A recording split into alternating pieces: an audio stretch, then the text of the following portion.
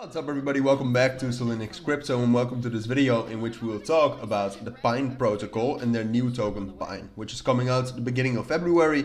In this video, because I think it is a very interesting project, I will tell you a little bit about their IDO, about their new token coming out, how you can participate, whether I think it's a good choice, but we'll also talk a little bit about what Pine protocol is, of course. So without further ado, let's get right into it. Alright, now let's get right into it. As I said, I first want to talk a little bit about Pine Protocol, the IDO, that it's upcoming, where you can buy that, and all the backers and everything. Then we'll talk about, briefly talk about their protocol, which is already online. It's in beta right now, but I can already tell you what it is, what you can do on it, and what you can expect from it. And then we'll talk a little bit more about the roadmap, and finally we'll talk about whether I think you should buy that. Because, I mean, we're in a bear market and there are a lot of things you should consider before buying it. Even though I think Pine Protocol, that's why I'm making a video about it, it does have some potential, and it's really unique, and it does have great backing. Here, as you can see on cryptorank.io, which if you want to check them out, you just search for Pine right here. And you can see that the token sale is the 6th of February. They're not raising a lot. The initial market cap is also not huge. But what you can see is that it's on Impossible Finance, all right? But more about that later. But what you can see is that the initial market cap is 280,000, not a lot. And apart from that, total supply of 200 million. There's still a lot of inflation probably in the supply, but that's almost with every new crypto right now. But what you can see is, and hopefully you can see that, is that they have already raised $4.5 million from, for example, Sino Global Capital, Spartan Group, Amber Group, Gate.io Ventures, Impossible Finance, and Alameda Research, which I thought was pretty funny. But apart from that, they have then reached more, or they have raised more from Amber Group, Spartan Capital, and some other great venture capital. So they already do have a lot of funding, which it's a blessing and a curse, right? Because that means that already quite some tokens have went to those parties. Which is bad for the long term, and they have bought at way lower prices than we can. But it's also a good thing that they have already raised money. They probably have some runway, and they are really locked in on this project, which you can also see from the project itself.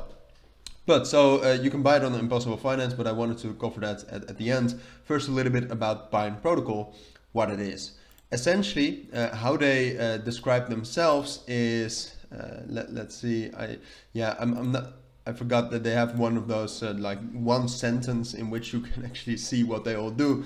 But essentially what it is it's a lending and borrowing protocol with NFT collateral. So what that means is that you can actually lend out your NFTs, lend out your money and gain a percentage on that. You can add to pools, you can add wrapped Ether or NFTs to gain some sort of interest.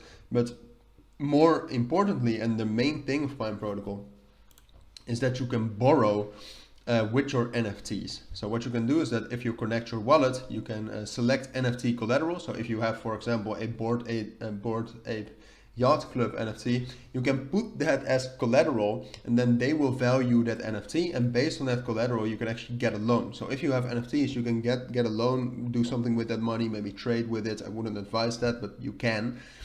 And then with that NFT, you put that up as collateral. So if you cannot no longer pay the loan, they will get that NFT. Which, I mean, we can discuss whether that's a good business model, but it's at least very novel. And in crypto, that's often rewarded. I could definitely see it going wrong for Pine Protocol. For example, when the NFT market crashes, not saying it will, but if it crashes, they have a problem. Because they will probably not be able to get money back, and that's probably the problem of Pine Protocol. Even though, as you can see, which is a good note, is that there's a safety multi-sig feature where you can authorize the Pine team to manually withdraw your beloved NFT assets in case we need to pause the contract in emergency. So they do have some safety protocols as well. Then also lending, as you can see, you can choose a collection to provide liquidity to, an NFT collection, which you can see right here with the active pools. Then load your wallet with wrapped Ether, approve the wrapped Ether to the lending pool address, and then they will be transferred, and you can gain some interest on that. So that's right now Pine Protocol. They also have a feature which is coming out a little bit later, and don't worry, we're almost done with this feature of with this review of Pine Protocol. They also have Pine Now Pay Later, which is basically allowing you to borrow funds, buy an NFT with those borrowed funds all at once. All right, so that's then you obviously have that NFT and you still have a small loan.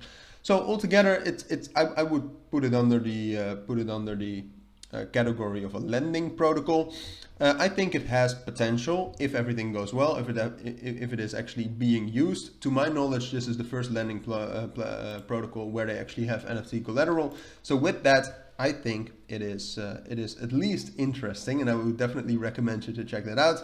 If you want to know more about their white paper, just what you do is if you go to cryptorank.io, you can go to their website, which is blocked by Norton, but I still trust it, which is pine.loans, which is their main website. This is not their application. Here you can read more about what they do here. They describe themselves as a decentralized, non-custodial, asset-backed financing protocol.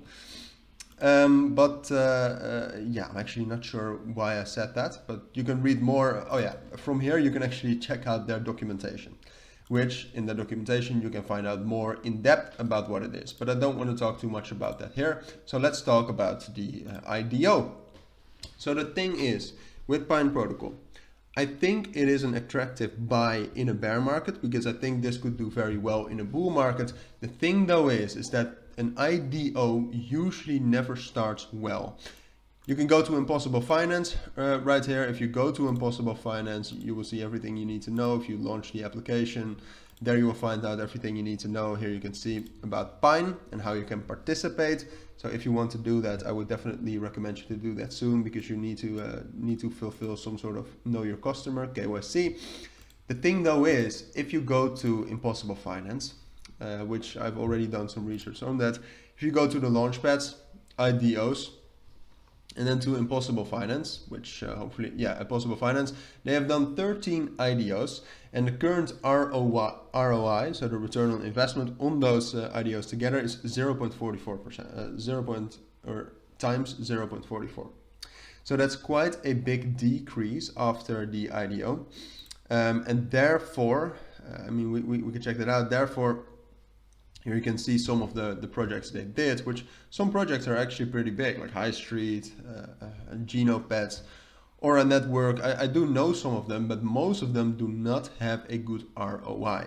And Pine Protocol is going to be in this list. And you can see that only one is performing well. Now, obviously, it's a bear market. This cannot be attributed purely to Impossible Finance.